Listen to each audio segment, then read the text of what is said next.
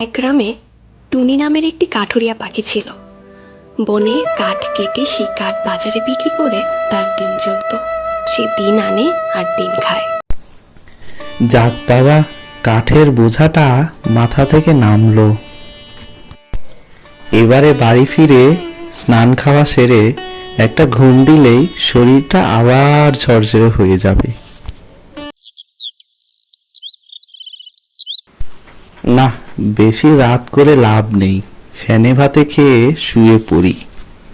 কাল আবার সকাল সকাল উঠে কাঠ কাটতে যেতে হবে। সেই কাঠ আবার বাজারে নিয়ে গিয়ে বেচতে হবে। তারপরে তারপরে সেই টাকা দিয়ে আবার চাল ডাল কিনতে হবে। বাবা, কত কাজ! না না, রাত বাড়িয়ে আর লাভ নেই।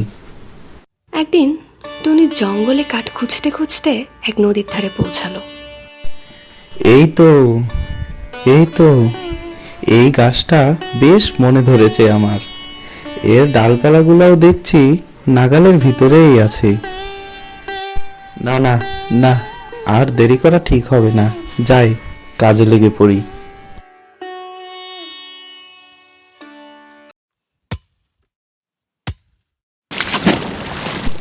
যা, এ কি সর্বনাশ হলো আমার!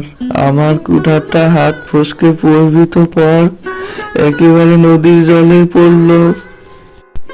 হায় হায় রে, কি সর্বনাশ হলো আমার! কই না, নদীর আশেপাশেও তো দেখছি না, মনে হচ্ছে গভীর জলে তলিয়ে গেছে। হায় হায় রে, এখন আমি কি করব? আমার রোজগারের একমাত্র সম্বল, এখন আমার না খেতে পেয়ে মারা যেতে হবে। হায় হায় রে, কি হলো!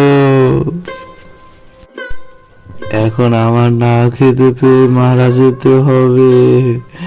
হায় হায় রে, কি হলো!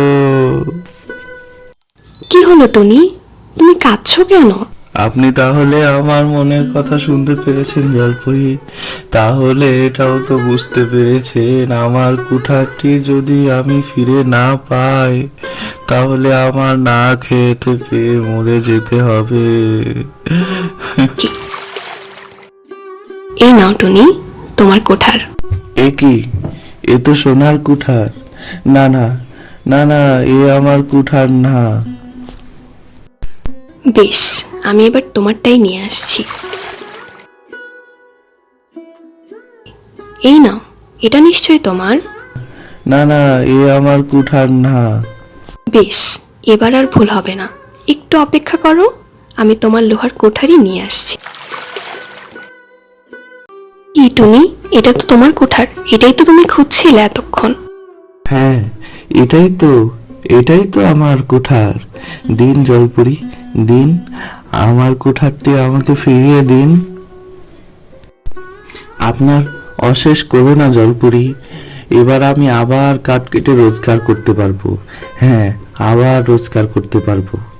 আমার কি যে এই নাও, এই সোনার ও রূপোর কোঠার দুটোই আজ থেকে তোমার।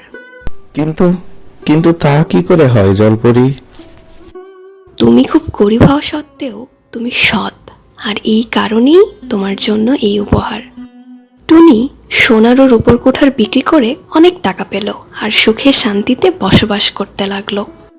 ঘটনাটি জঙ্গলে জঙ্গলে ছড়িয়ে পড়ল। সব শুনে কাকের মনে লোভ জন্মালো। সেও একদিন চুপি চুপি গাছ কাটতে গিয়ে ইচ্ছে করে তার কোঠারটি নদীতে ফেলে দিল। তারপর সেখানে বসে অভিনয় করে কাঁদতে লাগলো। তার কান্না শুনে আবার সেই জলপরি আবির্ভূত হলো। এটা কি তোমার কোঠার? সূর্যের আলো পড়ে সোনার কোঠাটি ঝলমল করে উঠল। তাই দেখে লোভী কাকের চোখ দুটো লোভে চকচক করে উঠল। হ্যাঁ হ্যাঁ, এটাই আমার কুঠার। এই কথা শুনে জলপরি নদীতে ডুব দিল। হায় হায়, কেন মিথ্যে কথা বলতে গেলাম! সোনার রূপার তো দূরে থাক, নিজের যে লোহার কুঠারটি ছিল তাও হারালাম।